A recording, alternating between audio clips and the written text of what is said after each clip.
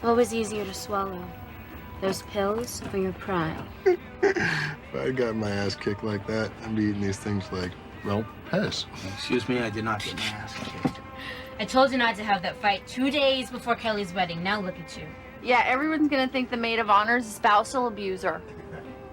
Aren't we there yet? Okay, let's go. Let's go.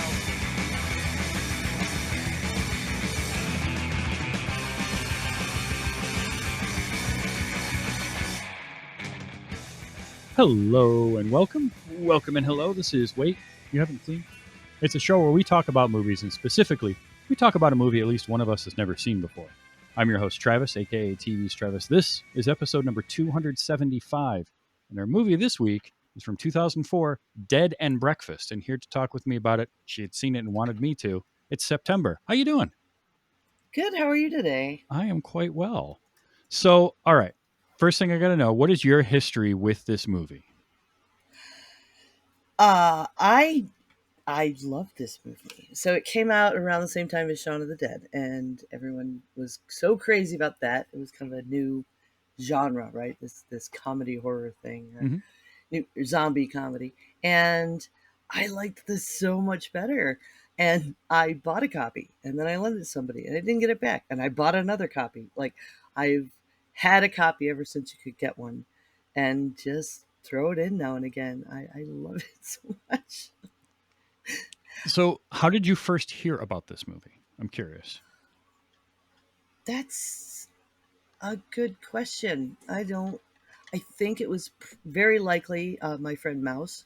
Okay. Because he's somebody that we did beer and bed movie night for every week forever. We used to watch MST3K, back when we lived together in Buffalo, and we both moved south. He lives in Charlotte, and we'd do it at my house now and again. And so it's in that twisted comedy B-movie vein. Very likely he's the one that first told me about it.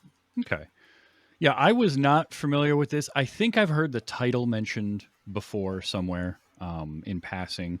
Might have been you at some point mentioning it to me, and I think maybe one other place, but I was not super familiar with it. Now, I love Shaun of the Dead, and I like horror comedies. I do think they're a lot of fun. So when you said, hey, I like this one, and I like it, I think you even said you like it more than Shaun of the Dead. Yep. Yeah, I do. And so I was like, well, I mean, there's no reason not to watch it then. So let's do that. And I was familiar with a few people in it. So comes out in 2004, written and directed by Matthew Lutweiler, which was a name I wasn't familiar with. I looked through, didn't really recognize anything else that he's done before or since. He's written a few things.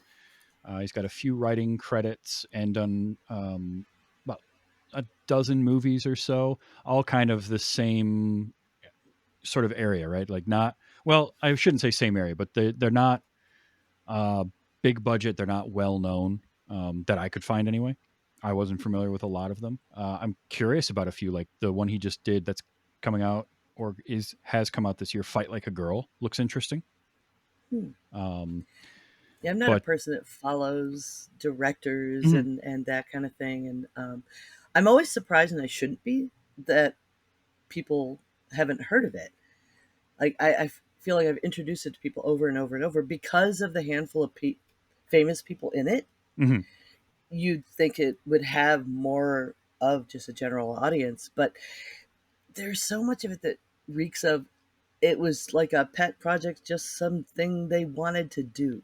Yeah, I mean, it was super low budget, and by that I mean I think estimated it was somewhere around $500,000 to make this movie. In 2003 is when they were shooting it, so that is virtually nothing to make a movie. I think the movie I talked about last week, Predestination, was about $1.5 million budget, and that's a micro budget, especially for anything sci-fi related. So, but horror movies. Well, and I did notice something at the end of the credits that I hadn't thought about before until I was doing this rewatch, that lends itself to that. Was it just a weird little pet project? Because Kumon Thong is listed as the author and producer for copyright purposes in the credits. Interesting. Yeah, kind of doing a bit of research on the movie after my initial watch of it. It was low budget, and it looks like, I think part of maybe the reason why it's not that well known. I don't think it got a theatrical release at all, from what I can see. Looking at sort of because IMDb will have box office info if they have that for a movie, and there's none on this. The only thing under the box office section is the budget, and the budget I saw in a little straight to video or a video like behind the scenes thing. They talked about having a $500,000 budget, and then I also looked at release date because that sometimes gives you some info, in terms of kind of when it came out and all the tech aspects of it. All the release date information is festivals. It never had any kind of a major release, so I don't think a studio picked it up. Because typically, like a movie like this, when it gets made and it does the festival circuit, they're doing that for two reasons. One, they just want people to see it, and that's a good way to showcase it. But they're also hoping that, like, oh, maybe a producer or an executive producer at a studio will see it at South by Southwest, buy it, and then distribute it. I don't think they ever got a distributor, was what happened. So the only way it's going to spread at that point is word of mouth, right? Because there's no theatrical run for it. They put out DVDs, which I did actually pick up a DVD of this. I found one on eBay. So I own a copy crazy now. variance in DVD prices. Like Yes. So yeah, it was one of those where it didn't. I just think it didn't get a distributor, and so it was a little tougher to find. Yeah, under IMDb's release date information, it shows a 2006 release in Singapore. Like, yeah, all the release dates are festivals. Just says March 14th or whatever, and then all the release dates are a bunch of film festivals. So I think that was it. The earliest one I found is in March as well, at South by Southwest. Yeah, yep, that seemed to be the premiere for it. Yeah, that makes me question. So who told me about it? But anyway. So the movie is a horror comedy, and there's a musical aspect to it too, which I thought was clever. I will say I love that part. People call it my husband was trying to describe it to somebody in there. He said it was a musical. I'm like, it's not a musical. It's none not. of the characters sing. Although none of the main cast. Yeah, although there is a moment of a dance sequence. Yes. in the movie with like diegetic music, which I thought was funny. Yeah, what it is it's got a Greek chorus. Mm-hmm. Yeah. Yep. So Randall Keith Randall and his band. Oh yeah. Randall Keith Randall was played by Zachariah, and he did a bunch of the music for it as well. There were definitely there were actors in this that I'm familiar with. Jeremy Sisto plays Christian. So the movie centers around, for those who haven't seen it yet. First of all, we're going to spoil it. You know this by now if you're listening to this show, but it's not the type of movie where spoilers really matter. But it's a group of 6 kids. They're on their way. The 6 kids. They're 6 young people on their way to a wedding. One of whom is the maid of honor in the wedding, and they get waylaid in a small town in Texas because they're on their way to Galveston, I think. That's the only reason I knew it was supposed to be in Texas, which... Yeah, that one mention of Galveston, because the accents aren't very Texas. They're a more generic, redneck, campy. Yep. And it was all shot in California. But they're on their way there, and they end up staying at something happens. They break down, right? Is that what it is? No, they're lost. They don't have time to get there. They're lost, and they need to stay somewhere for the night, so they get sent to a bed and breakfast, where the guy who runs the bed and breakfast, played by David Carradine, as Ray Wise. He's got some weird little wooden Buddhist box thing in his house, and basically that gets opened up, and some sort of demon zombie possession weirdness happens. and there's a lot of people dying and a lot of blood sprayed all over the place. Oh, so bloody. It's kind of kooky. But David Carradine was a big name in it, which is funny because I think his name is in the opening credits, but he's not in the end credits for some reason. But I swear I saw his name in the opening credits. But yeah, he's Mr. Wise. He's got like 2 scenes, and then he dies of a heart attack. I did love. So I mentioned Jeremy Sisto. The kids, the young people, are Jeremy Sisto, who I know and remember from Clueless. That's the big thing that, like, when I see his face, especially at this age, this is still only a few years after Clueless. That's just kind of what I remember him from. He was the Elton was this character in that. Yeah, I just vaguely recognized him. I didn't even know from what, but looking at it, it's probably 6 Feet Under. Oh yeah, that would be another one. Yeah. I mean, I never watched Law and Order or anything. So Erik Palladino as David, who is the tough guy. Like, they're all the tropey stereotype characters. Because Christian, played by Jeremy Sisto, is like the druggie. The opening scene is they're driving along in their Winnebago. He's got all his pills laid out, and he's talking about taking pills like Pez and all this kind of stuff. Palladino's the tough guy. He apparently was in a fight a couple of days before or the day before this or something. He's like your Danny Zuko, you know. Yeah. He is an actor I enjoy. He is funnier than you would think at first, because I've seen him play. He's one of those actors that pops up in a lot of television series, kind of one-off episodes. He'll show up for an episode or two.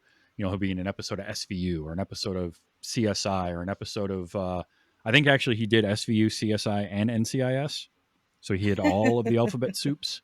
Plus, I distinctly remember him in an episode of Fringe where he was playing, and a lot of times in those shows, he would play these kind of just real, like, either a cop, somebody in the military, or somebody sort of government, G-man type, but he's always kind of not to be trusted. He's got a very, he can play that abrasive kind of douchey guy really well. There's something about the way he presents himself. But then I forget how funny he is too, because he has some moments in this that are like, his deliveries are spot on, perfect hilarity in some of his deliveries of some of these lines. So he was a lot. The acting in this is surprisingly good for what it is, right? It is. Overall. They're so on point. Like, the only bad acting is Dietrich Bader, and it's on purpose. Right? He was definitely doing that bad accent so badly as part of a bit. Mm-hmm. Yeah, Dietrich Bader as Henri, the chef at the bed and breakfast. And he is, like, with Dietrich Bader, I expect stuff like that, right? He's going to be over the top and play a character, a caricature, and he's great. That accent. I think my note was like, oh, that accent. It's something else. But he's perfect at it. You had so David Carradine is in it, and Ever Carradine plays Sarah, the blonde girl, which is David Carradine's niece. It's Robert Carradine's daughter. So, I just thought it was his daughter. I guess I never looked it up, but family. Yeah, family. Yep.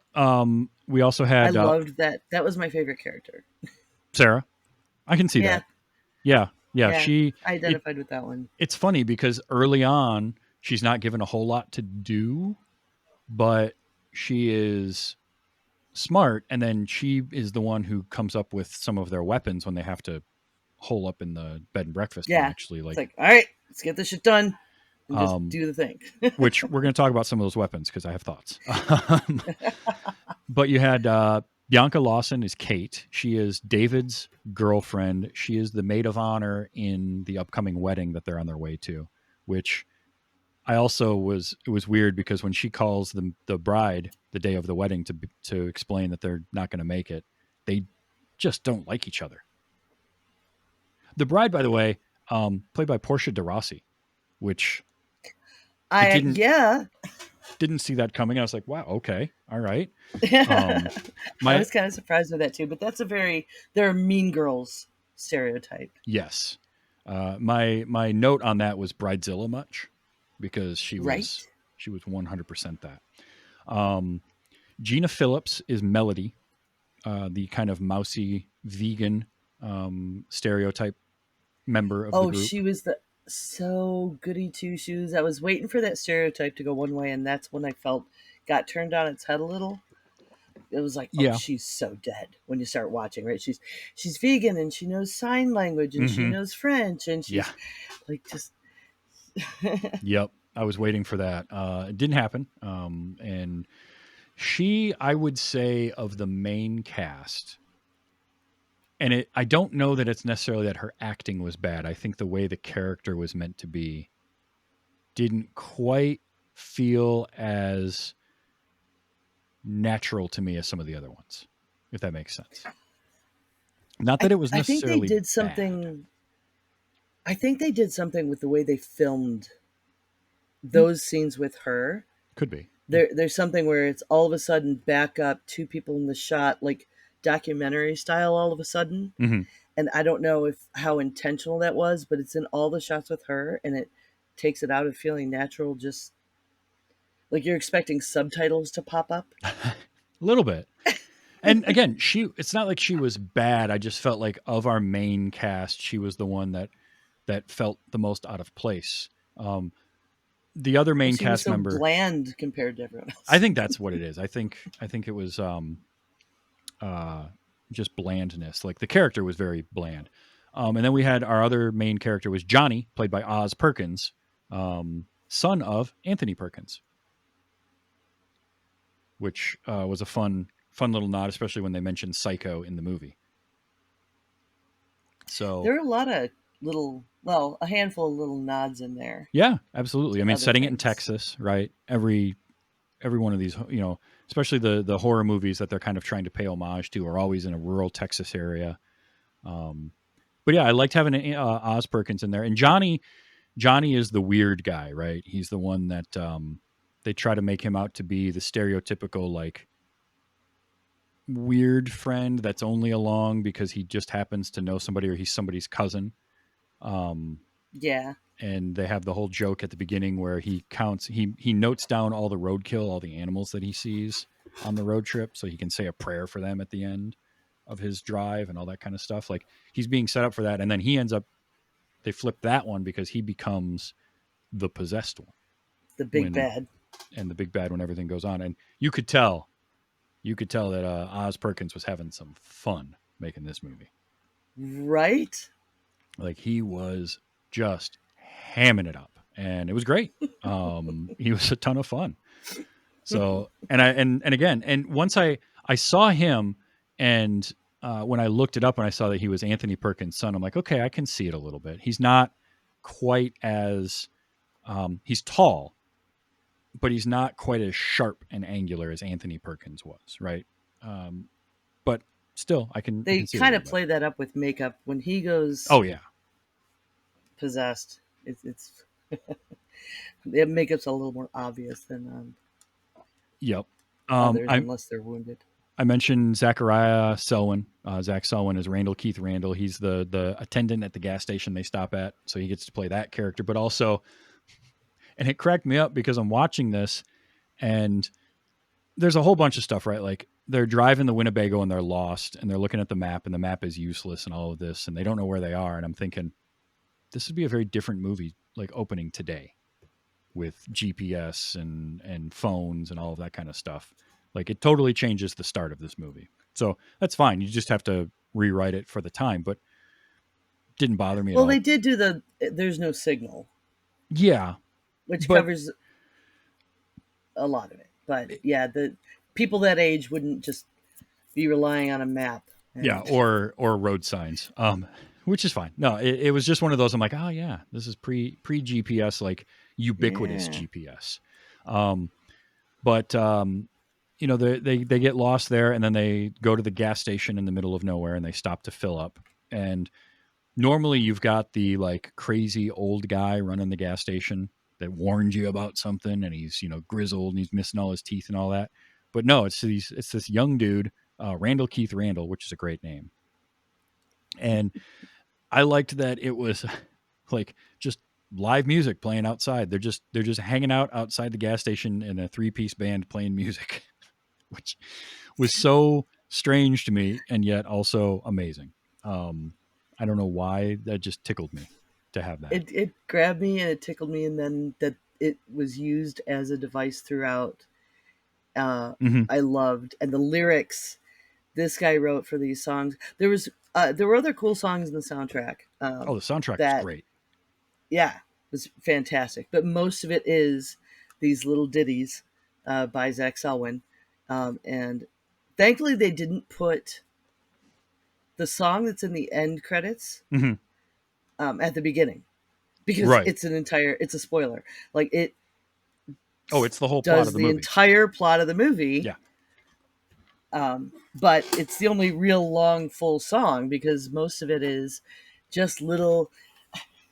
When he gets turned, he sings about blood as sweet as moonshine whiskey. Yep. Um, Because they not only are playing outside the gas station, they are the band playing at the RW's barn, the bar that they go to, which does have. And this was a thing I did like was we did get the scene of the kind of grizzled, weathered old guy warning them about something, right? Be careful yeah, around whatever. We got that, but they subverted the normal trope of it by having it happen after an inciting incident. So instead of the normal thing of like Crazy Ralph from Friday the 13th warning the kids before they get to the camp and all that kind of stuff, this guy gave them the warning, but after somebody had already died and they were stuck there. And they even pointed out in the dialogue of the movie, which I did capture. We'll listen to that a little bit later, but that cracked me up. The other one I want to mention is Jeffrey Dean Morgan as the sheriff. He was great. I adore Jeffrey Dean Morgan, and him as the sheriff was a lot of fun. And I guess Jeffrey Dean Morgan and the guy, the Drifter too. There was the Drifter character was played yeah. by Brent David Fraser, and I think from what I was reading, they knew each other, or maybe it was the director and Jeffrey Dean Morgan had been friends for a while. So that's sort of how he got involved in this as well. But yeah, you got your again a sort of a trope that could have gone in a couple of different ways of the rural sheriff, and he ends up being actually useful until he dies. And that was another thing I felt like was a little pop culture nod. Was his kind of sweet guy bumbling deputy was named Enos. Yep. Oh yeah. Yep. I had that written down too. That was a good one. Because that's just a great like backwoods hillbilly name, especially for a Oh, and sheriff's Dukes of deputy. Hazzard. Yeah, especially for a sheriff's deputy, always. It's the only other time I'd seen the name. I've never met anyone named Enos. It was like Dukes of Hazzard and then this guy. So here's a question for you. One of the things I noticed, the little transitions. I love the opening to this movie, by the way. It's kind of a motion comic style opening with that great rockabilly song. Oh Playing. yeah, Like it's real good. Gave me just a great sense of where we were And there's going a to start few- things off. and just a few other times in the movie where they brought up what looked like a black and white with a red splatter comic panel type thing would be thrown in as they were using a song for a transition. So that's what I wanted to ask you about. So I got a feeling of almost like, and I don't know if this is true or not, that the idea of those transitions came about later on as a way to get us from one scene to the next, where either they had not been able to maybe film what they wanted, or they cut it together roughly and then they're like, we need something to jazz this up, because it gave me this feel of, well, we got to get from this scene to the next scene. Well, okay, we can do this little motion graphic thing and play a little song, and maybe that's where the musical aspect of it came through. I don't know if that felt like that to you or not. I got a little bit of a similar to and it's not done in the same way, but Tank Girl, which is a movie that I do really enjoy, I had love Tank Girl. had a lot of those scenes where they couldn't pull off the scene they wanted to do, so they did a comic style animated sequence of it as a way to kind of get it into the script. I just wonder if that was what happened here or not. Like, no, we don't really have a good way to do a transition here, but we can make one and we can throw a song in here, and that will help us string all these different scenes together. I'm not sure. I feel like it was the music was very, very intentional and Okay, written. There's so many little pieces of music for so many different scenes, that's true. catching up with the story, that whole Greek chorus style. Like this movie could have been thought up around Zach and sitting around and noodle around by the fire and making up stupid songs, and people said, let's make a movie about this. Like I feel like it could have gone either way, but the music seems so integral. And looking at things like they debuted at South by Southwest, Yeah, that's a good that's like point. an artistic thing to use, that kind of narration. If you're going to bring something that's like low budget horror and a bunch of famous people are going to actually say, oh yeah, that sounds like fun. And So they all seem like they were having so much fun.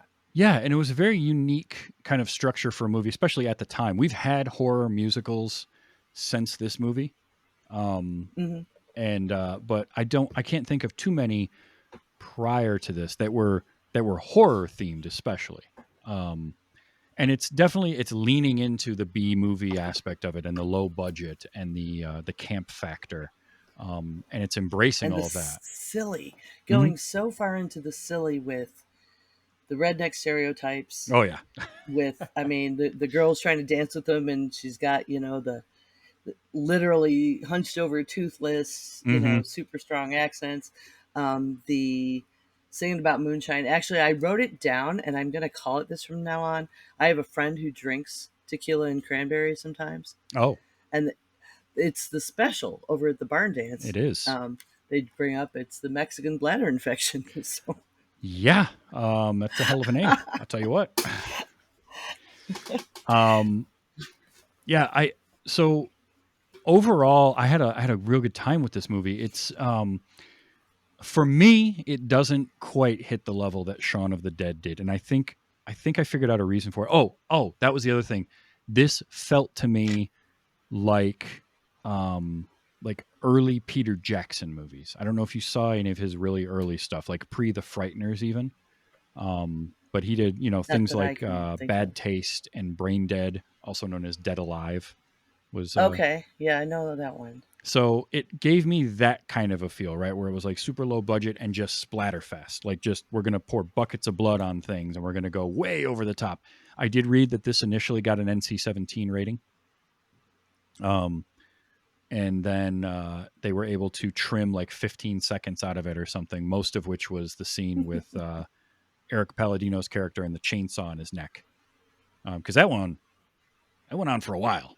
Like, It really did, and it's in my Shazam. I meant to pull it out and write it down. I don't remember because that wasn't a Randall Keith Randall song, but there was the song right, that was playing during that chainsaw death was a song about losing your head. It it was. like it was in the lyrics, and I don't know. I like stuff like that. I mean, it's very, very different than Shaun of the Dead. It I love is. Shaun of the Dead, right? And it's its own kind of comedy where this the only thing it has in common with it is you know zombies, and this isn't even actually properly zombies. It's these people are being possessed by a spirit by putting a piece of their blood or whatever into this box. But they act like zombies, and you have to do the headshot, and that kind of all Yeah. of those tropes match up. The stylizing is just the thing that really tips me toward it's more my kind of movie, Mhm. my sense of humor. I mean, I love good, British humor as well. But the campiness and the balance, I thought they did really well with the music Mhm. because it just popped in now and again for narration, except that one dance scene Right. where a bunch of redneck zombies are doing a line dance about how they're coming to kill you, Yep. and Oh, they threw in that was another I felt pop culture reference. There's like one part of what's otherwise a typical line dance where they do the Thriller yeah. raising your claws up dance Hmm. move, and it just tickles me every time. Oh, yeah. I can watch this over and over. That is the kind of thing that really works for it. I think I think why for me watching this, because I did come into it very open-minded and I had a really good time with it. But I think why it falls short of something like Shaun of the Dead for me, and and this is purely on me and kind of a personal thing, is one of the things. Number one, I love Edgar Wright, and I think that Edgar Wright as a film director and him and Simon Pegg writing is just so good. But part of it is I feel their love for the genre that they are poking fun at when they make their movies. So Shaun of the Dead comes from a place of like they grew up and they loved Romero and they loved those movies, and they're taking that and spinning it on its head. When they did Hot Fuzz, they loved Bad Boys and Point Break, and they're saying, let's take all the ridiculousness of that and put it into our movie, but also do what they did. And that's not to say that Matthew Lutweiler isn't a fan of this type of movie, but I feel like maybe not. There wasn't as much of a like super fandom love of it that I felt. And again, that's just a me feeling. It's very well done. And I think that everybody that did the blood effects and the gore and all of that, they went for it and they love that kind of stuff. And they love those, like these are people that studied at the, the altar of Tom Savini. Right. And they figured out how to make, and it's all practical stuff that they built and they put together, and I think it's brilliant. And the humor is there, and there's some really good, really funny moments. I'm going to play some clips here in a little bit because I genuinely went from like a hearty chuckle to a full on laugh in a lot of these moments. I just think that it didn't quite reach the height that something like Shaun of the Dead did, and that's not a knock on this movie so much as it is it's just how it's a different kind of humor. it is. As it well. is. Now it's a whole different flavor. And we forgot to mention Lisa. I want to make sure we mention Lisa. Oh yes, Lisa was the Hall of Records. Yes. Keeper. Yes. Because like that was a nifty. Another Evers character. Sarah ran to the Hall of Records to look up the history, of this house, and as soon as she found out there were murders there, which is another, oh yeah, that's probably exactly what I would do, right? Sure. But Lisa from Hall of Records was so like, I don't know, it's like this weird Parks and Rec moment, like, check your ID. She's very these here records. It was interesting. Like my one note I had about her was because I love that scene, but then when she pops up at the end in her full on military fatigues and she's got all her weapons and all that. And my actual note was, how the hell is she still alive? Like, we saw her get attacked, but we didn't fully see her get attacked, right? So they have that out. Right. There was just like someone behind her. Yeah. In there. And she's been living in that town a long time, knows the skinny in the Hall of Records. She's got a gun under that. My note about Lisa that I checked this time was Lisa from Hall of Records, definitely the sheriff now. Mm-hmm. Like at the end, she picks up the sheriff's badge off his dead body and puts it on. And like, she's definitely the sheriff now. It's headcanon. Oh, for sure. Also, I really liked that her character's name was Lisa Belmont. Because if you're an old NES gamer at all, Castlevania and the Belmont family were the monster hunters. And I think I don't think that's accidental, choosing Belmont as her last name. I don't think so either. There's a lot of little teeny nods in there that you'd have to know, which shows, a big fandom to me. I could not find Lavana as a reference. Lavana was actually the name of the bed and breakfast. You don't really notice until the end they're burning the sign. No, I didn't notice that at all. And it says Lavana's Bed and Breakfast. I'm like, I wonder if that's a thing. And I could not, because I just assumed it was Lovelock, right? Yeah. The name of the town, Bed and Breakfast. But no, it was Lavana. Interesting. I didn't even notice that. So you got one up on me there. But I mean, okay, I think the other reason, and I don't want to make this into just let's compare this to Shaun of the Dead, because that's not fair to either movie. Yeah, no, and I never want to, but it's when I introduce people to this movie, have you seen it? They've all seen Shaun of the Dead, and I could say, well, it's a horror comedy, Yeah. It's, I but mean, it's quite different. I've done the It's same thing with like Anna and the Apocalypse. I don't know if you've seen that at all or not, but that's actually a horror comedy musical. Like straight up has musical numbers in it, characters doing the songs, like full on Broadway style musical. mm, Came out a few years ago. And that's the same thing. Is like I sort of talk about, oh, well, you've got, if you like Shaun of the Dead, you might like this because it's in that same vein, but it's also a musical. So, but I think part of it is like the story here is very simple. There's nothing wrong with that. It's simple story, but there were a few moments of plot holes that are like real glaring that that you can explain away. Like, why did Chef Henri who killed him? Well, we'll just say it was Mr. Wise killed him because he accidentally opened the box, even open though the box. We see the there's box get opened later. yeah, there's nothing to denote that. It just sort of happened. It was that felt like, ooh, why did that happen? Let's write a reason in real quick. We'll throw a line on there. It'll be fine. Like, which is fine. There's nothing wrong with that. Again, movies get rewritten and worked on the entire time that you're making them. So nothing wrong with that. The other one was just Lisa at the end just showing up out of nowhere. Can be considered a plot hole. But at the end of the day, like, I didn't care either because it made for funny moments. Like her coming back and doing what she did and giving them the weapons and then just being like, I can't go because I got to stay here at the Hall of Records. So you guys go on. It was silly to me. Yeah, they were going by the Hall of Records. Yeah. Like that's It where was she like was stationed. completely silly, and I loved it. But that's the thing that this movie did It was was it a just device. it leaned into those things and went with them, and because of that, it worked. Like the weapons, we get a gearing up slash fortifying the house montage, which always a fan of those. But I loved Jeffrey Dean Morgan, the sheriff, going through the knife drawer and like testing every knife before putting Oh it. my gosh, yeah, that scene is so hilarious. He's like slash through the air. He's like, all right, And this one will work, and this one will work, and he takes like the nail or whatever it is and grabs that. yeah, a nail. Just one. Just a random nail.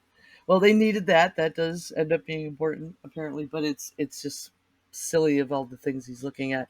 And then what was it? What was the line when he spotted the chainsaw?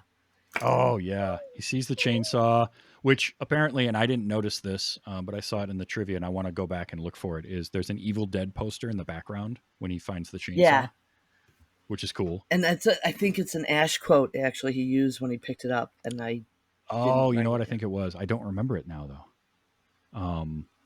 But you had all that, and then I love where they're like, okay, because then we had a couple of those moments of like, oh, we're getting our exposition dump, right? Because the drifter that we met at the beginning, which I loved the running gag of he always had a cigarette, but he doesn't light them, down. was just silly to me because you see that sometimes in movies. In fact, I just watched a movie last night that I'd never heard of before called The 13th Floor from 1990. It was an Australian movie. And in that, there was a character that we see several times with a cigarette, but he never lights it up. He's just got it. And it was always one of those things like, are you going to light that? Are you going to actually smoke that thing? Like, are you just holding on to it because it looks cool? And so to see that in a movie and then turn around and I watch this movie where literally that is what this character does, that made me laugh quite a bit. I didn't find it that odd, other than like he was an odd duck, but because I've known people that have done that who've quit smoking. Yeah. But I And they think just because keep they that never last give us like, there's never a stated reason for it. He just doesn't No, like it. But I he liked just that. tells them none of your business. Yeah. And then later on, it comes up again. Like Christian says it to somebody else. Like, no, it's cool. He doesn't actually light them. Yeah. But he gets brought back into the fold and then becomes our exposition dump of like, now I'm going to give you all the backstory, all the info. And we get those scenes, which are tropey, but they do them in a fun way. Like there's a whole part where, he's talking about like, okay, what do we got? What do we got to work with? And they list it out. And the last thing he pulls up is this box of 12 gauge shotgun shells, but no gun, no shotgun for him. And Sarah sees that and immediately figures out an idea. And in the context of the film, this is incredibly clever. It's also incredibly dangerous and definitely wouldn't work more than once. But I loved it for this movie, which is to take those steel pipes, like galvanized pipes, and load. They were the perfect size to be able to put the shotgun shell in without it falling in. So then you can put the cap on and put a nail in there to hit the striker as a striking pin and make these little makeshift shotguns. I was like, I haven't seen that in a channel movie locks before. to hold on. Yeah, using the channel like that was. I'm thinking as she's putting this together, well, it's good for one shot, and it's going to take 3 minutes to reload, but it's clever. It was a really clever idea, and I don't know whoever came up with that in either the writing process or in coming up with like props to use. Kudos to you, because that is interesting and something new that I hadn't seen before, and they utilized it. And not only did they utilize it well, they didn't shy away from the kind of ridiculous nature of it. And they played into that. They mentioned it, and they talked about like there's a point where it takes too long to reload them, and they can't get shots off, like all of that. So that's really well put together, and I love that kind of thing, because that does take this to a better, a higher level. Like it's more than just a campy thing to me because It's of kind of stuff thing like that. I'd be trying. Oh, sure. If that's what I had. I feel like I had to come up with that, but I have friends who we'd make explosive material out of household chemicals and use a ball bearing or marbles or whatever in a pipe, and if you're lucky, and we're always lucky. My friend Chris shot a hole in his shed. If the pipe goes to shrapnel, you're screwed. But you can't usually make an explosive that strong out of household stuff. I'd be really careful about the kind of pipe if I was trying it with a shotgun shell. Oh, absolutely. And that's the thing where like you figure it probably wouldn't work more than once, like per pipe, because those pipes, it's not hardened in the same way that like a gun barrel would be hardened. And so it might work once without it turning, splitting and breaking open. But I got a feeling if you reloaded that and shot it a second or even third time, that you're playing with fire every single time. But it's such a clever idea, and given the situation that they're in the context of the movie, I loved it. I loved that. I thought that was really cool. And they weren't doing anything ridiculous, like trying to shoot a long distance. No, like the barrel's not routed on the inside either, right? So you're not going to get any distance. Nope. But it worked. And then of course, the chainsaw. It's one of those things where they show the chainsaw and then they don't use it for a while. And I'm just thinking that chainsaw is coming back. It's coming back. And boy, howdy, did it come back. It got its own musical number. It did. Really? Boy, it was something. And I think I read they went through 4.5 gallons of fake blood for that scene alone. I want to say the final count I heard was 29 gallons of fake blood in 19 days is what they went through, which is a lot.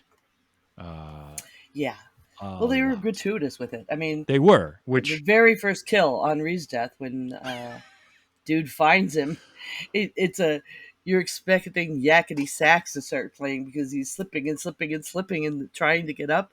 Holy crap. I loved that. It set the tone so well. Good. It did, because you could see horrific murder. He's like nailed to the door with a knife through his neck. Oh.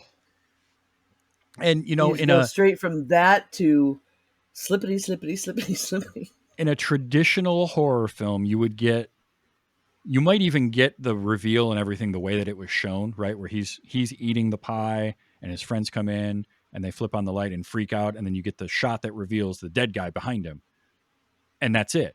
But what I loved about it, what they did here, was he does react the way you would react to that. Like if I'm sitting there and I turn and that's what I see when the light comes on, I'm going to do the same thing. I'm going to jump and try to get away from there.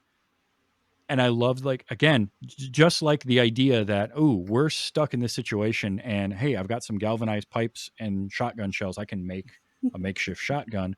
Somebody thought enough to write in when he gets up to go, the floor is just covered in blood and he slips and slides everywhere. And and they kept it going. It was the perfect length of that joke to continue to be funny as he tried to run Yes. away and Scooby-Doo his feet everywhere. And it was just, Yeah, the timing was really good. and It his, was like not prolonged too much, but long enough that I was going, they showed the body and I'm like, oh, it was right there in the jugular. There would be that much blood right there. Like, yeah. And again, Erik Palladino, his physical comedy there is great. Like he's just perfect in that moment. I So know. I saw that. I was like, I bet he bashed up his knees real good. Like it was. they also did what might now be my favorite. I don't know if I could say favorite, but a top. I'm going to call it a top 5 version of the I got bit by a zombie / vampire / whatever monster, but I'm not going to tell you about it trope, right? Because that's in every horror movie that has any sort of a infection. Somebody gets Yeah. infected and doesn't want to tell anybody else about it, and then it comes back to bite them, and they turn. And they did that in here, but they did it in a different way because we saw him earlier, David, walking up the steps, slip, hit his head. And when he hit his head on the step, it cut him open and he was bleeding everywhere. And then we see him, patch it up and they go inside. And they foreshadowed it really well. I Mhm. mean, because there was the scene transition between that scene and the next scene. And that's another, it was on purpose because in one of the comic panels, That's a good point. there was like all this blood trailing up the stairs. And it was the only blood at that point was, he had bumped his head. Going up. But then when he notices it later on and he realizes what's happening there, so he sees the pool of blood as he's looking down, and Johnny sees it, and Johnny knows what it is. And that was a cool thing about this, was because they're not technically zombies in the traditional sense of like Romero zombies, they're not mindless. It's some sort of possession, but it's manifests a lot like zombies do. And that's how you kill them. I liked that all of these creatures were still intelligent, could speak, could reason, could think of things.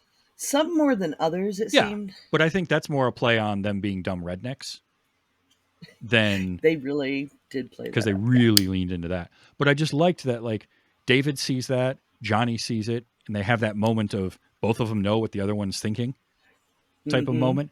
And then he doesn't tell anyone. And he doesn't tell anyone, and then tries to get out there to stop them, right? By ripping the door and basically breaching their defenses to get outside, but he won't tell them why. So it's that trope, but a different version of it. And I thought, again, very clever. I enjoyed that. So I did capture some audio. I got to play some of these because I captured a lot from this. There are many, many clips that I got from this movie. It's written very much in clips. It is. There's a lot of that. None of it's really the music.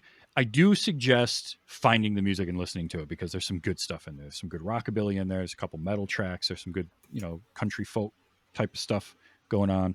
I think you can get the whole soundtrack on Apple Music, which I would listen to that. But I got a few clips. This one was early on. They're in the Winnebago. This is right at the beginning of the movie. And it was just something I liked about this one. This is Jeremy Sisto. Oh, no, that's for the big boys. That's a big boy pill. Oh, no, that's for the big boys. Setting him up right away. We know who he is now. This was part of my opening clip for the episode, but how do I not capture? Aren't we there yet? Yeah. Okay.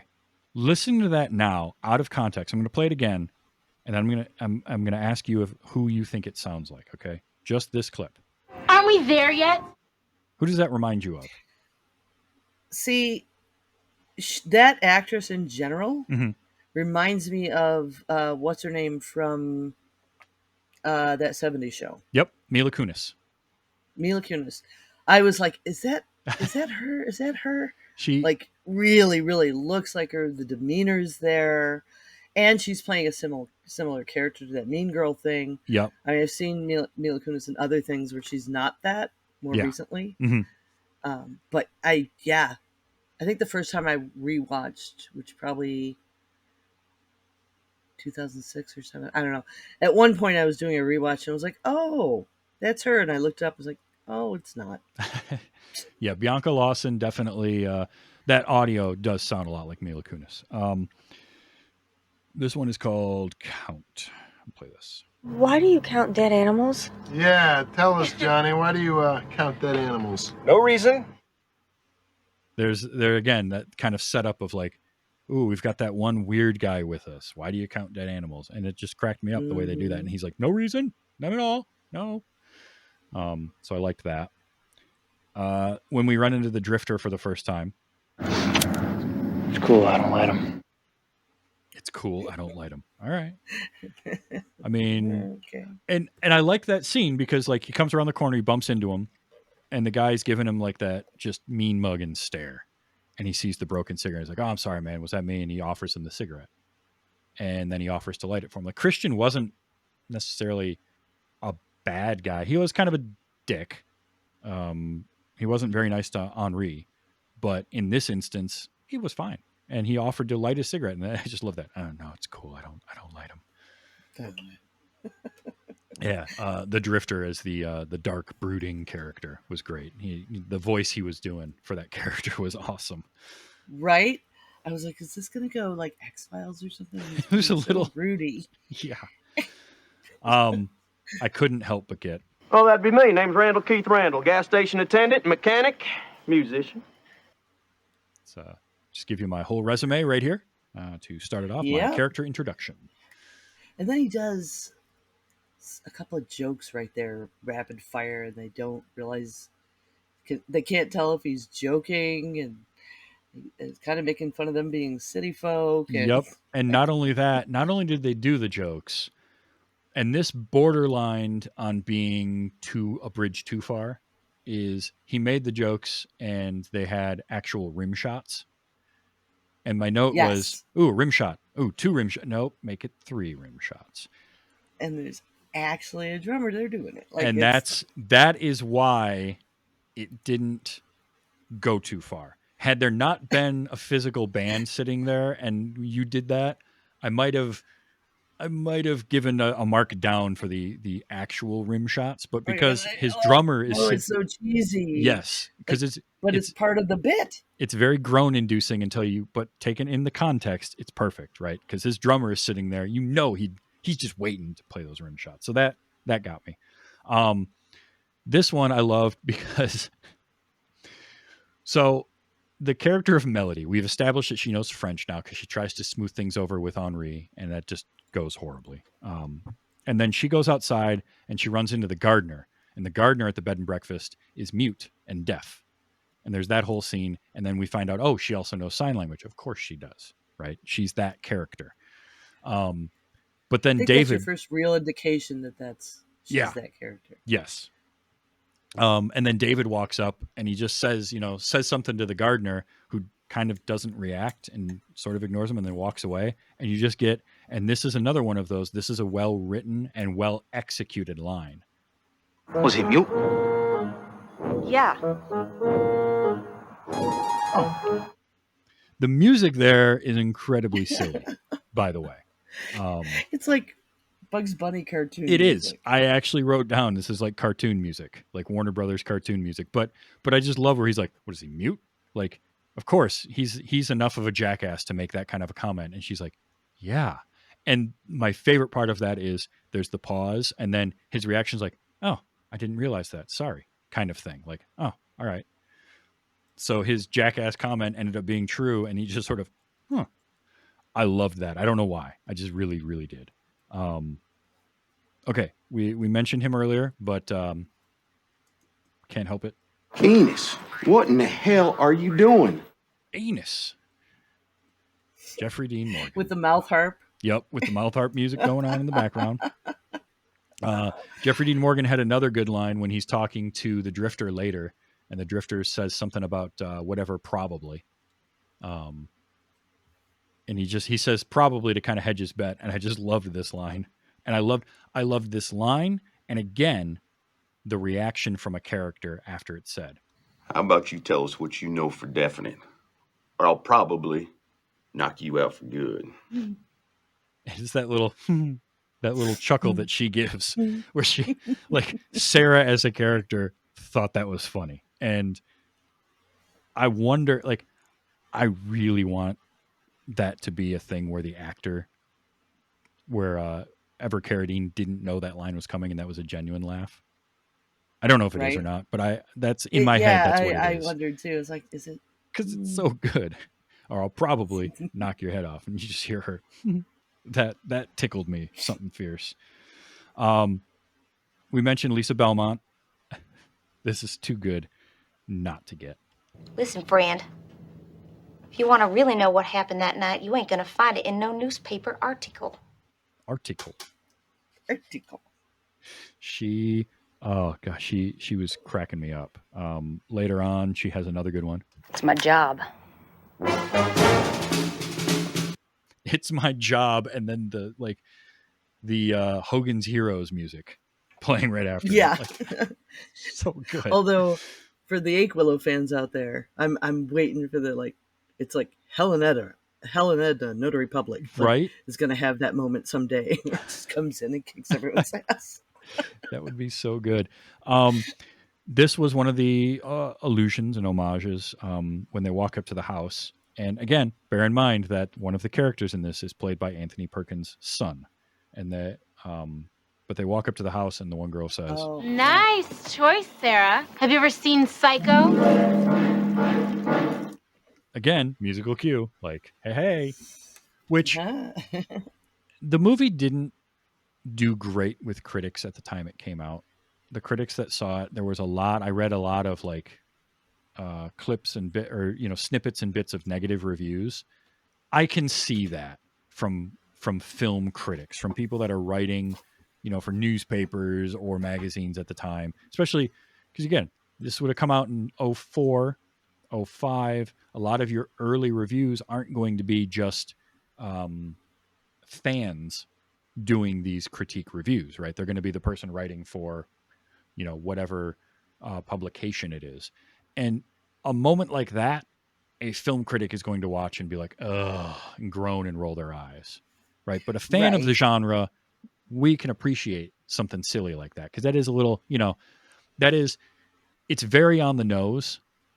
It's very on the nose to make that joke, but then to make that joke and put music that is clearly inspired by ripping off Psycho.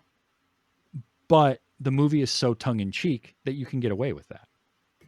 Yeah, I feel like it was for fans. It wasn't... Yeah. Although I think some critics were like, oh, they're just trying to be a cult movie. Like, no, that's not it either, because I've seen... You can feel when that's happening. Yeah, I never got that feel of the doesn't try give me hard. any of those eye rolls. Yeah. Yeah, I it don't didn't for feel me. talked down to when they throw something just obvious at you like that. Mm-hmm. Right? Sure. I did like this one. This is Christian. This is when Christian and Sarah first run into Lisa Belmont at the Hall of Records. That ain't no campfire story, friend. And he calls it a campfire story, and just that, and that character's use of friend all the time, calling everybody friend. Loved it. It's just she was great. She had one other good line. This is later on when she runs into the Drifter and Melody. This is right after the sheriff's been killed, which that one I didn't see coming. I don't know why, because I should have known we had too many characters by the end, that somebody was going to bite it. But I just, for whatever reason, didn't see that coming with the sheriff. But then when she says, well, what's been going on out here? Well, you mind telling me what the Sam Hill's going on around here? I don't think you'd believe me if I told you. Brand, after what I seen tonight, you could tell me an evil spirit rose up from the dead and decided to possess the entire town, and I'd believe you.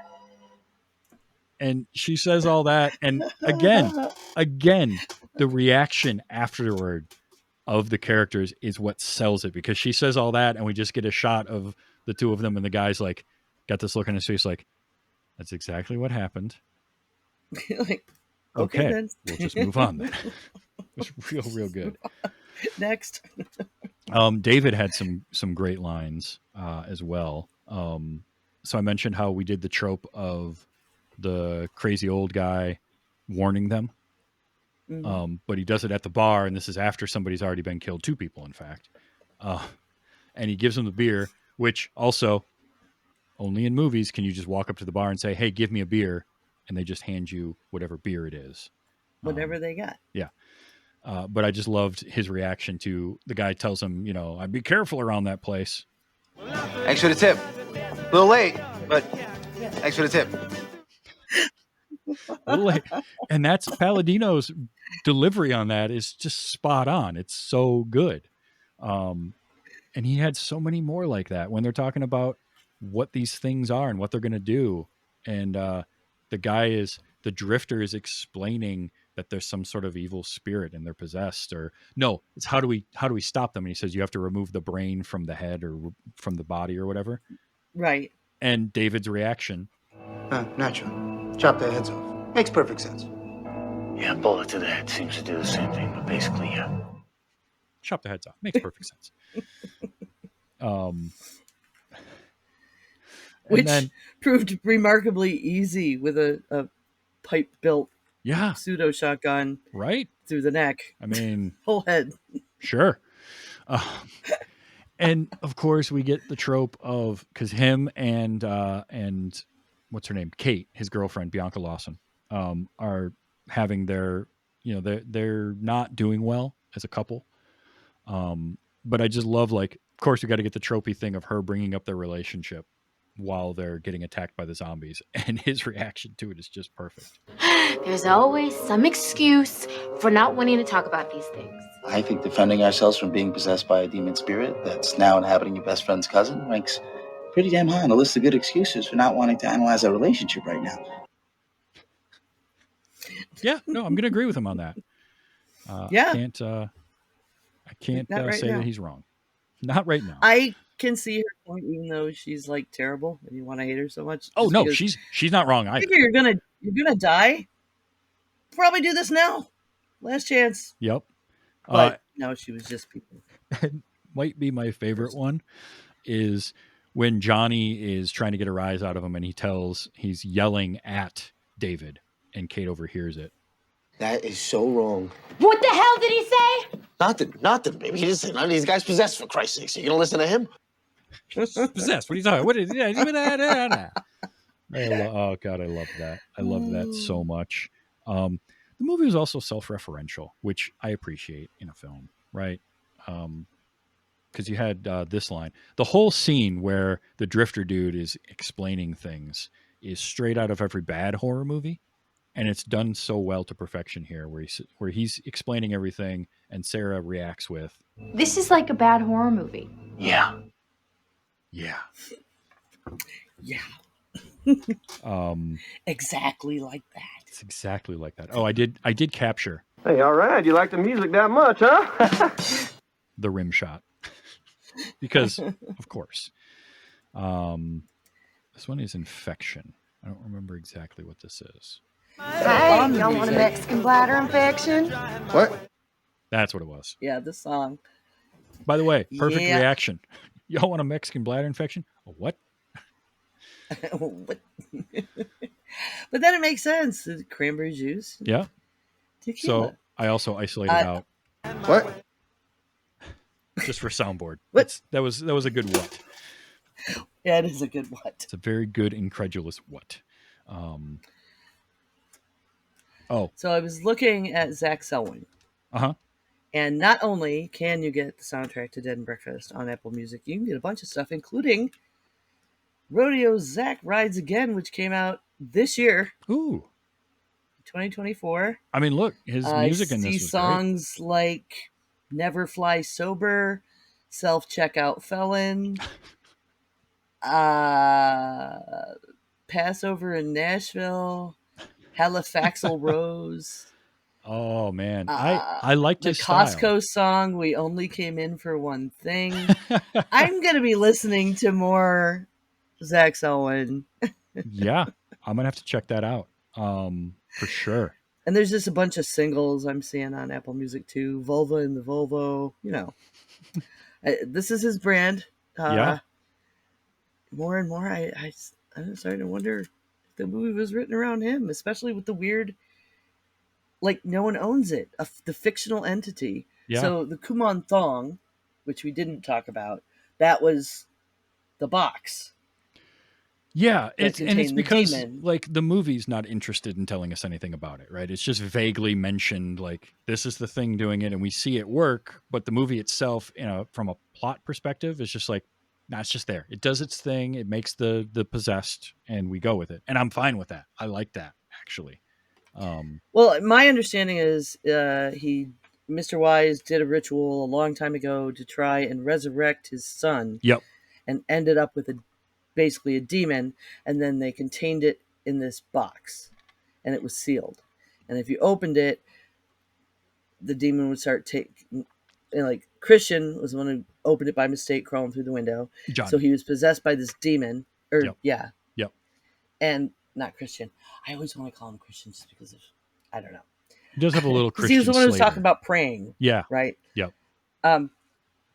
But yeah, Johnny gets possessed, and then he starts putting bits of flesh into the box, and that's how he takes over all these souls. They basically zombify. He kills them and then puts a piece of them in the box. Yep. Yeah, exactly. So that's my understanding of how that worked. And the Kuman Thong was the box. Okay. And then, like I said, I didn't notice until this watching that at the very end, Kuman Thong is listed as the author and producer for copyright purposes. That's is funny. the phrase it says at the end. That cracks me up actually. That's pretty good. So like, if you got a hit for playing any of those clips, it would be interesting. Like who exactly that? You know what? Now I'm gonna we'll wait and see if anything happens. I got a couple more clips that were real good. We had this one is Possessed. You heard me. Are you possessed or not? No, I ain't possessed. You? So that was the sheriff and the doctor, and the doc, who is played by Vincent Ventresca. I remember him. Do you remember from the early 2000s on Sci-Fi Channel, there was a show called The Invisible Man? Mm-hmm. He was the Invisible Man in that show. And I liked that show a lot. And unfortunately, it was really expensive to make. And so Sci-Fi Channel canceled it, like, I think after one season, or maybe it got into a second season. I don't think it did, though. And it was a bummer because it was a really cool show. But he played him in that. And I like him. He's funny. And just that exchange was so perfect because they just keep going back and forth. And I just, are you possessed? No, I'm not possessed. Are you? And the little test of knowing something from your history. Yep. And then when they're walking through the woods, and this is the Drifter and Melody, and this one just made me laugh. Well, that's where it kind of gets gruesome. Where it gets gruesome? Where it gets gruesome. We haven't gotten to the gruesome part yet. Oh boy. And again, the little musical note, like that ding of sort of her realization, could have been too much, works in the context of this movie. So didn't bother me. There's so many little teeny things in there in this movie that make it work. Yeah. Yeah. And just that wouldn't work anywhere else. No. And on paper shouldn't work. I shouldn't like that. Right. I that should annoy me to do that thing in that moment. Like, have the line of this is where it gets gruesome, have her reaction of, wait, this is where it gets gruesome. But throwing in the little hold on ding noise should annoy me. It doesn't. It works here because the movie. Well, without it, it would just be flat. It would just be another movie like that. Mm-hmm. Yeah, and it just gives it one little extra bit. It's like the character of Lisa Belmont should annoy me, but doesn't because she fits so well into the silliness of this movie and everything. And this was, I think this is the last one of her that I've got. Ever since I seen that spacecraft land up in Hogan's Creek, ain't no one around here's believed anything I say, so I ain't said nothing about what I seen that night. But I saw something.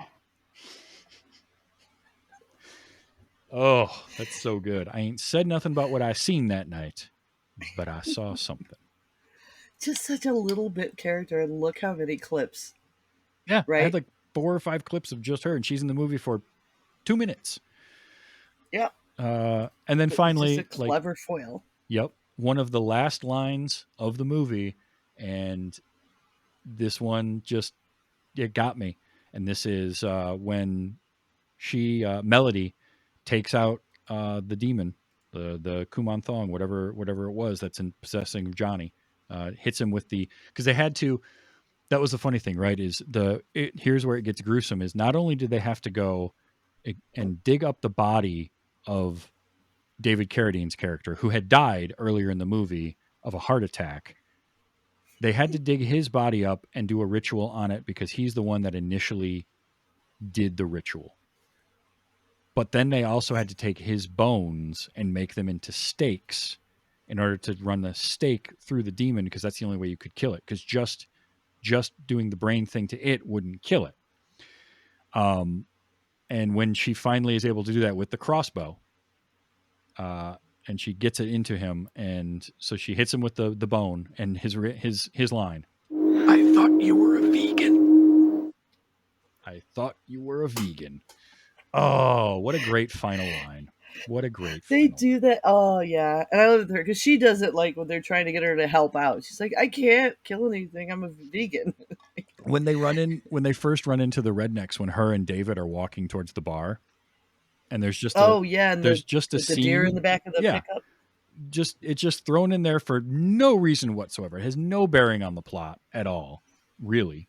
But I just love, like, we got venison, we got deer meat, and her horrified reaction to deer meat. Well, and they're pulling up to hit on her. Yeah. Oh, yeah. He's like, hey, pretty lady, I got some deer meat, right? I'm vegan. And she's sort of set up to be the final girl, but also isn't really the final girl, because, like, she's the one that survives, but Sarah is more of that trope, right? The one that actually does stuff. And for as tropey as this is, like, all those flavors are in there, and even like you said, the ending kill is they take some vampire stuff and stick it in there, right? But they do turn enough of those on its head that you don't really know which of these tropey characters is going to end up doing what. Yeah. Oh, yeah. Oh, absolutely. Like, so the way that I would look at this, number one, I'm really glad I saw this. Thank you. This was a fun movie to watch. You brought a good one. I was so worried. I was like, oh, if he hates it, I don't know if we can be friends. And that would be terrible.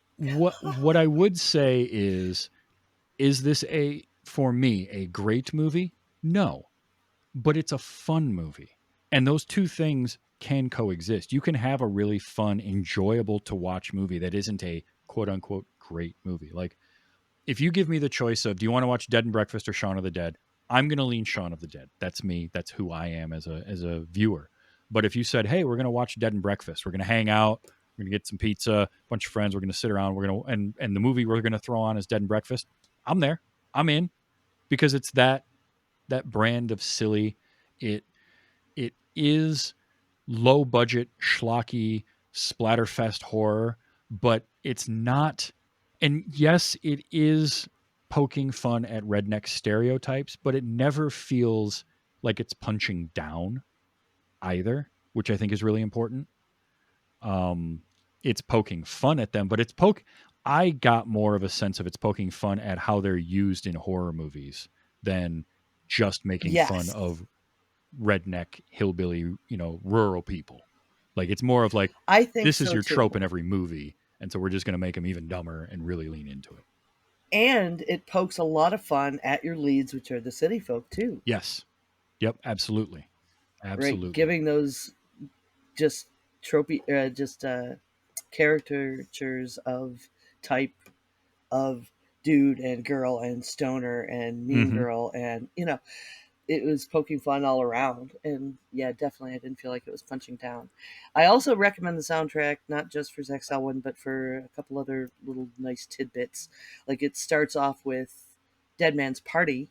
Yep. By Oingo Boingo, being done by the Hillbilly Hellcats. And there's a couple other Hillbilly Hellcats covers in the soundtrack that are quite enjoyable. Yeah, Hillbilly Hellcats were great in there. I really enjoyed them. Verve Pipe, Mighty Mighty Blues Kings. So Verve Pipe, a couple apparently, other good songs. What was it? There was a trope or a trivia thing about the Verve Pipe song being in this. That it's The Freshman. Yeah, it's The Freshman. That's the name of the song. And it was when the first group first get to the bed and breakfast, they hear the song "The Freshman" on the radio and sing to it, which was great, right? David is super drunk and is singing along while half asleep to it. "The Freshman" was written and performed by Brian Vander Ark, who appears as a zombie and wrote the original score for the movie. So that's how they were able to get that song, which I thought was kind of cool. Oh, and the name of the song that tells the whole story is "Quiet Little Town," which is another, like, they tell the whole story, and it's not making fun of the town. Mm-hmm.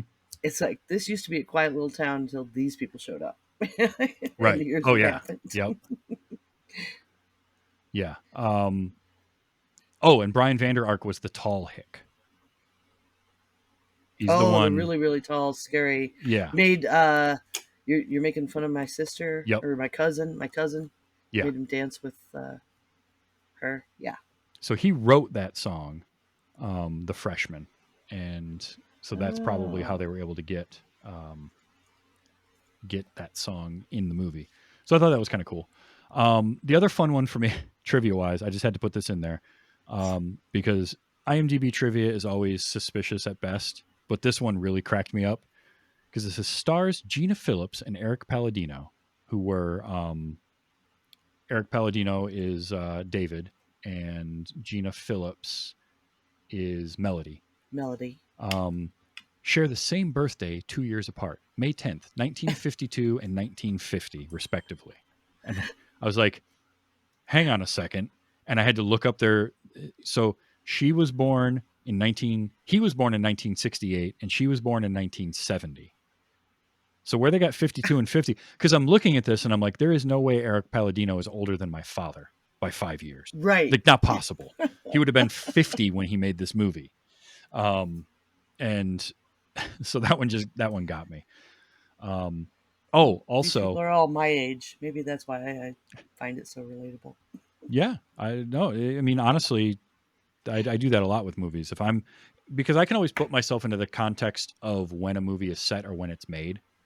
So if I'm around the age, or would have been around the age of the people during a movie when I'm watching it, it's easier to connect because you can kind of put yourself in the mindset of like, no, I was that age at that time. That's how I would act. So I mentioned the rim shots and how there were 3 of those and that. They used the stock sound of a door opening. You hear it a lot. I hear it because it was the sound effect that got used in a bunch of the Elder Scrolls, like Morrowind games. Oh, okay. It's the exact same sound to open a door. You know what one it is because you've heard it a billion times. And there's another one. It's like the Wilhelm scream of doors opening. Yeah, I tried to Shazam. I think it was the song that had the "Don't Lose Your Head" lyric. Yep. And I was trying to grab what song it was using Shazam, and it picked up.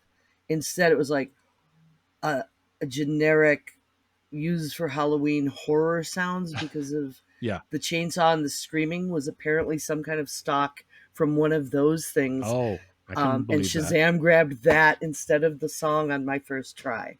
But I counted at least 4 uses of the sound of the door opening up in this, because it's one of those, I've heard it so many times, it is literally like a Wilhelm scream for me. When I hear it in a movie or a TV show, I know exactly what sound effect it is. And so I started a running count of that, and I counted 4 myself. I'm just a dork that way. No, this was a ton of fun. Thank you so much. This was a great choice. I'm so glad you enjoyed it. I'm always happy to share this with somebody. Yeah, I mean, this is one I will share with friends of mine that definitely should watch, because I know a number of people that would dig this. And it is, because it didn't get a distributor, I feel like it's underseen. But just not enough people know about it because it was one of those that just fell through the cracks. Like, I wouldn't have any idea about this movie existing if it weren't for you telling me about it, because it doesn't show up on lists anywhere. It's not on any streaming services or to rent or buy anywhere. So you've got to find a DVD of it. It's one of those kinds of movies. It's unfortunate, but if you can get a hold of it, I recommend it. If you're into, and you got to be into gross out, like, splatter movies. You got to be able to deal with blood and gore, because there's lots of it there. But if you are, especially that old, early 2000s to like early 80s, that level of gore effects, the practical Squirt, effects. squirt, squirt, Yep, spew. lots of squirts and Johnny sticking his hand in people's heads and using them as puppets. I mean, how can we that has to be mentioned. yes, yep. Like it's a lot, but oh man, if you are into this type of movie, this is a fun one. So it's definitely worth it. So thank you for bringing this one to my attention and making me watch it. I had fun. I had a real good time. Oh, you're welcome. Now that you've watched it, you can be in conversations and you'll be able to tell. Like, I bet you'd like this one too. Yes. It's real easy to point people to once you know what Yep, they and like. I have a DVD copy of it that I can loan out to people and maybe never get back, which would be bad. But yay! Yeah. Well, September, let people know where they can find stuff you're working on, what you have going on. Okay, well, the easiest thing to do is go to 9of12.com. That's NINEOF12. If you're having trouble remembering, alpha, then numeric. And it points to all my projects right now. My podcasts I'm doing right now are Part-Time Gamers, which is on right after this show. Yeah. And we have game night this week if you want to play. And Tipple Theory, which is a podcast you can get at any of your podcatchers, where we talk about history, different spirits and cocktails around the world. I love both those shows. I've been a guest on Part-Time Gamers a couple times.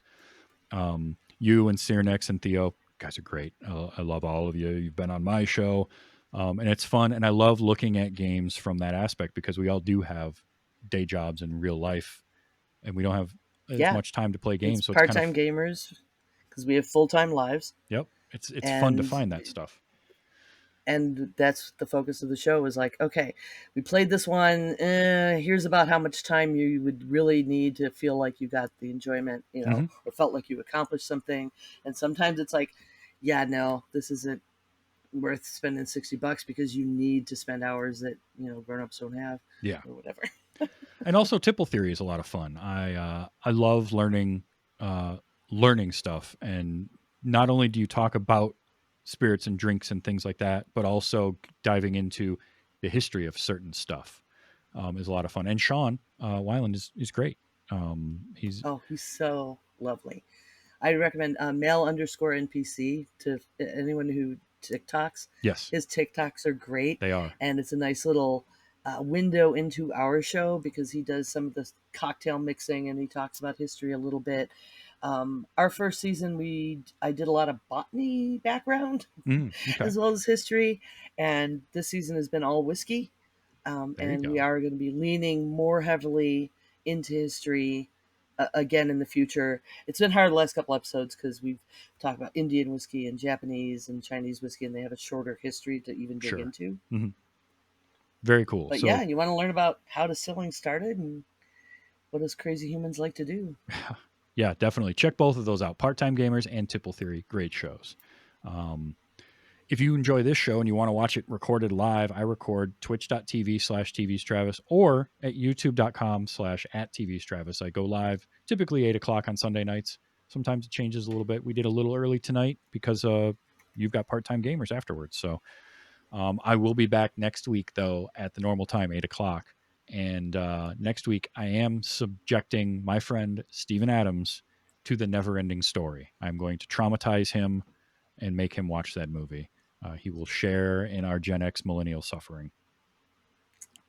So that's going to be a lot get him of fun. One of those little Artax and tray things that you put in your planter. Yeah, he'll understand. He'll understand all of that in a week. So that's going to be a lot of. It's going to be interesting. I don't want to call it fun because that sounds mean. But also it is going to be fun. So there are beautiful things in that movie. There are a lot of those. So that's what's going to be coming up next week. But yeah, as I said, if you enjoy this show, I do record it live Sunday nights, and then it comes out as a podcast on Wednesdays, everywhere you get your podcasts, including YouTube for a video version. So check that out. A subscribe is always great. We're trying to grow that channel. I'm inching closer and closer to my next milestone of subscribers at 200. So any subscriptions are great there. Subscribing to the show and your favorite podcatcher, leaving a rating and review does make it more discoverable for people looking for new podcasts. So I appreciate that as well. And I've just redesigned my merchandise store, and you can find a link for that at tvstravis.com. where I have merchandise for myself as well as Those Were the Days, which is a show that I do with Steven and our friends Audie and Amy about classic television. So definitely check those out. But tvstravis.com is the easiest way to find links to everything that I do. So if you can't remember anything else, go there. You'll find what you need. And there you go. But September, thank you so much for being here. This was fun. It's been too long since you were on. I think last time was Sleigh Bells, right? I believe so. So about a year and a half. Yeah. We tend to like to do the horror movies, I'm finding, which is good. I got nothing wrong with that. Yeah, we did the Nick Cage. Yep, that's true. Season of the Witch. Yeah. And then Sleigh Bells. And then this. Uh-huh. There's plenty of things I haven't seen that I'm sure you could recommend to me. Oh yeah. Oh, we're gonna get to those. Don't worry, because you'll definitely be coming back. But yeah, definitely check out Tipple Theory and Part-Time Gamers. And September, thank you so much for being here.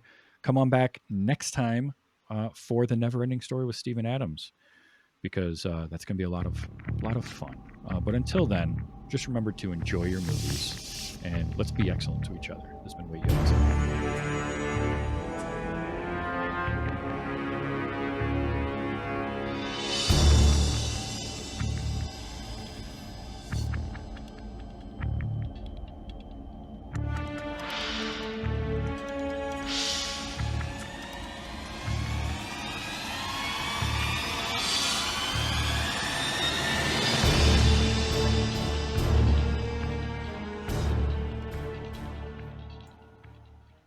Hey! How would you like it if I piss in your soup? David, put your dick back in your pants. Oh, that one was too good. I wondered what you were going to use.